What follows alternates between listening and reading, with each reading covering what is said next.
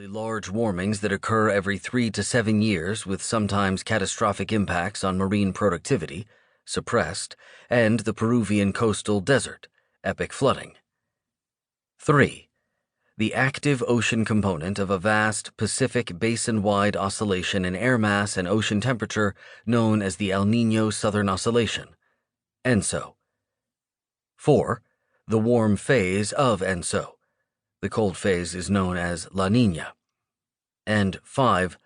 A metonym for ENSO itself. In this book, El Niño will usually, but alas not always, refer to 4, the ENSO warm extreme, which is associated with drought in much of the monsoon tropics and northern China. ENSO, a clunky acronym, is the name of the great white whale, the secret of the monsoons itself.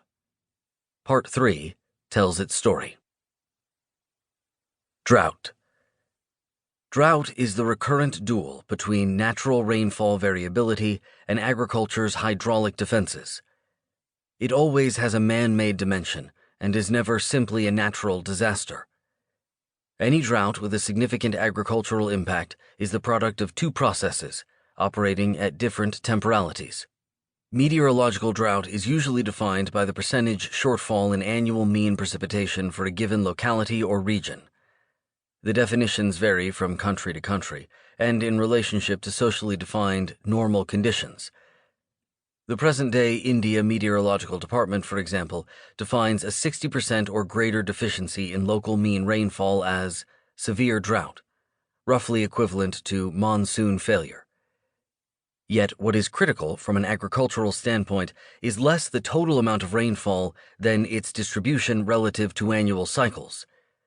A well-distributed but subnormal rainfall may do little damage to crop yield, particularly in areas like the Indian Deccan or North China, where peasants cultivate millet and other drought-resistant crops, while a normal rainfall concentrated in the wrong months can lead to considerable crop loss.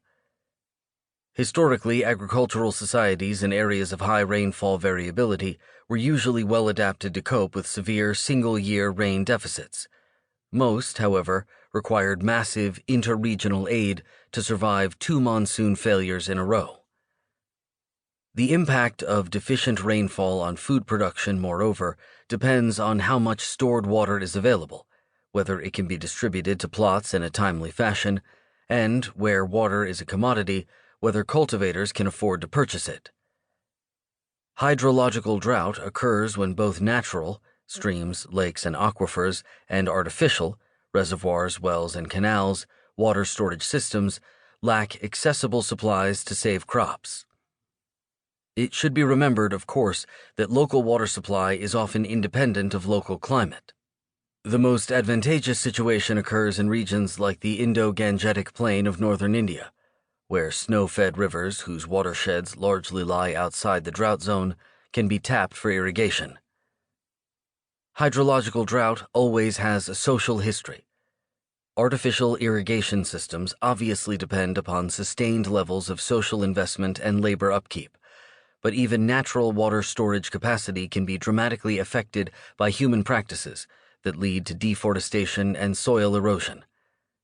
As we shall find out, the most devastating 19th century droughts were decisively preconditioned by landscape degradation, the neglect of traditional irrigation systems, the demobilization of communal labor, and/or the failure of the state to invest in water storage. This is why I agree with Rolando Garcia's assertion in Nature Pleads Not Guilty, a landmark study of the early 1970s Sahelian crisis, that climatic facts are not facts in themselves. They assume importance only in relation to the restructuring of the environment within different systems of production. Garcia, after quoting Marx on the historical specificity of the natural conditions of production, poses a question that will be fundamental to discussion in this book.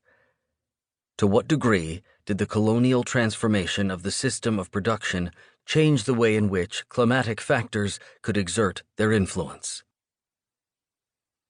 Famine. Causality. Whether or not crop failure leads to starvation, and who, in the event of famine, starves, depends on a host of nonlinear social factors. Simple FAD, food availability decline,